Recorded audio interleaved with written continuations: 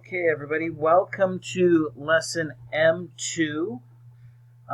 Now, this lesson does have a couple of other videos that are associated with it, so this is really just kind of like the teaching portion or the class portion of this particular lesson. I will include links to the other videos in the description. But as we take a look here, there are a couple of really the big idea here with the wheel, and axle, gears, and pulleys is really just taking a look at different machines and how they create a mechanical advantage. So we're going to be taking a look at obviously 3 different types of machines. If you have not seen these other 3 videos, I would encourage you to do so and to do that first and then come back to this lesson. Okay. But again, the winch, gear, and pulley. Now, a winch is kind of essentially, it is it's a wheel with a handle attached to it. And the handle will turn the wheel, and that is essentially a winch. A gear is a jaggedy tooth wheel that interlocks with something else, and a pulley is essentially just a wheel that has a groove in it that we can run a string through. So just so you kind of know what we're talking about with each of those 3. Again, if you have not watched the videos, please do so. But the first one we're going to talk about here is the winch. Now, a winch is, as we've kind of described already, is a small cylinder and a crank or handle.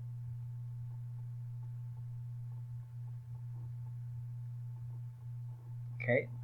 Now, the axle of that winch acts essentially like the fulcrum. Right? So the center of the cylinder, this here is your fulcrum. The length of the handle is like the effort arm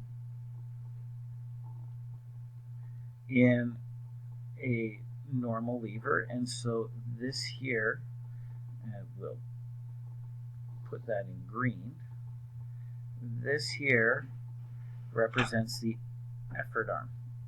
Okay? And the radius of the wheel acts essentially like the load arm, because in this case here, this distance from here to here, that is the load, because this is the wheel that's being spun around. And so the force of the cable on the wheel is the actual load. Now, the cylinder is always going to be smaller than the handle in order for us to create that mechanical advantage. So in this case, the cylinder is smaller than the handle. Right? That way your effort arm over your load arm always creates a number that is greater than 1. So things like a pencil sharpener or a volleyball net crank would be examples of these that you probably see in everyday life.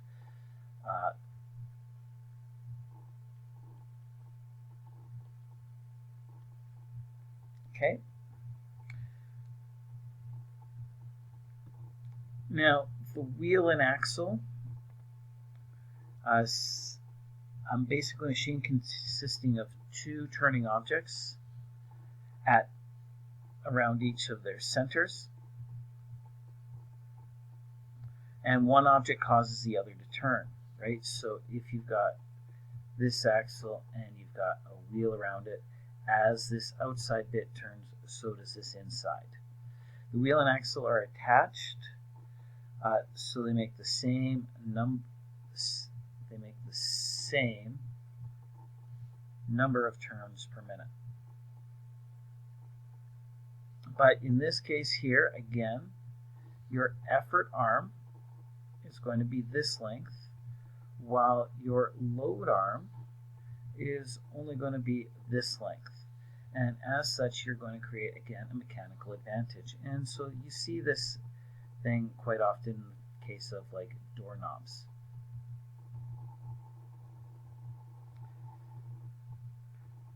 Okay, next one is the gear. Rotating wheel with teeth around its rim. Right, so instead of a smooth wheel, it has these teeth that go all the way around it. And that is what we call a gear. Now, if we add two or more gears together, they form a gear train. And if you've got a gear train going, if this turns this way, this one will turn this way. They turn in opposite directions. The first gear is known as the driving gear.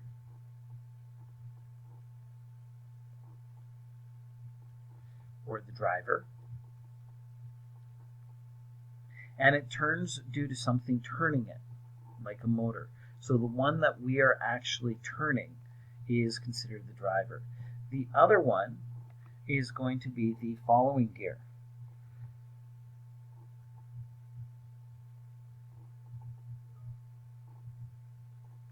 A gear teeth that fit into the links of chain is known as a sprocket.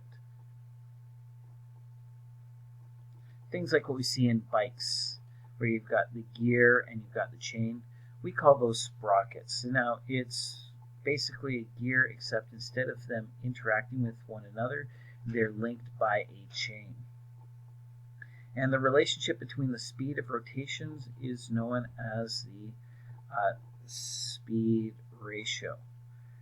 And the other video associated with it does a really good job at doing this. But we can analyze that speed ratio simply by taking the number of teeth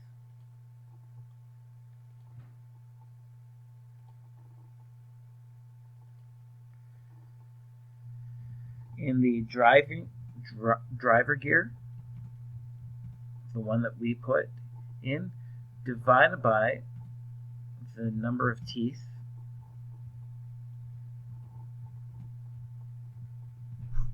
in the following gear. And that is on your formula sheet. Okay, last little one we're going to take a look at is the pulley, which is really just a grooved wheel with a rope or chain running through the groove.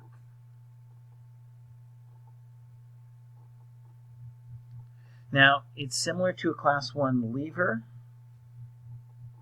right, where the rope is like the bar, the axle is like the fulcrum,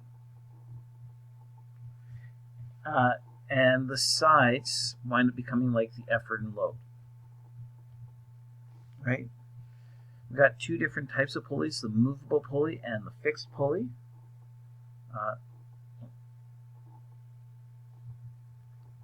So we're talking here first about the fixed pulley.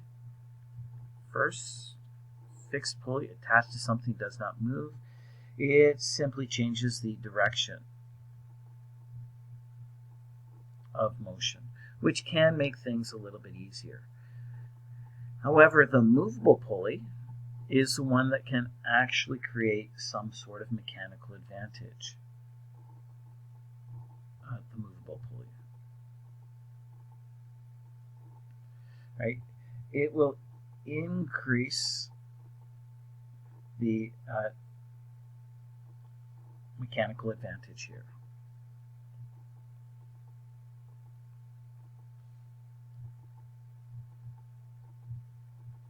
Now, when you combine a combination of the fixed and movable pulleys, You can compound that. You can compound that mechanical advantage and have a much larger one, right? And so you can create a larger mechanical advantage.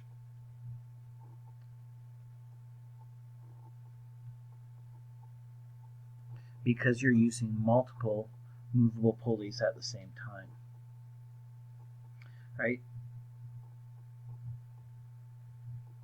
This can also be known as a compound pulley, which is really just several pulleys moved together, right?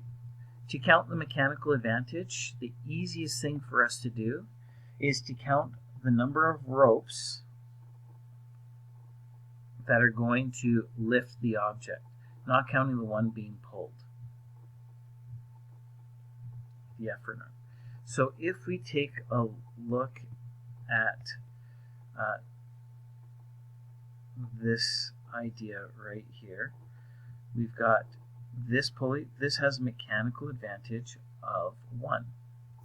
And the reason for that is because we've got a single rope lifting this up. So if I pull this 10 centimeters, this is actually going to, this object is going to also go up 10 centimeters. Now here, this object, we've got 2 ropes actually lifting it up, and so this has a mechanical advantage of 2. The reason is that I would need to pull this 20 centimeters in order to move this object up 10 centimeters, because each of these ropes is going to move up 10 centimeters for the 20 that I pull down.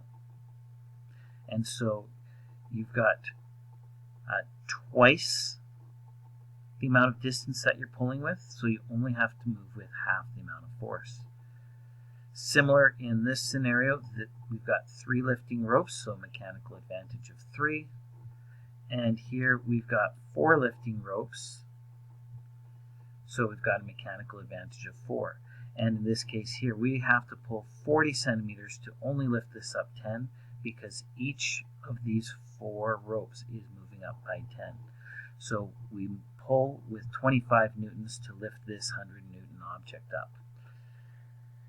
If you've got any questions, let me know. Thanks for watching.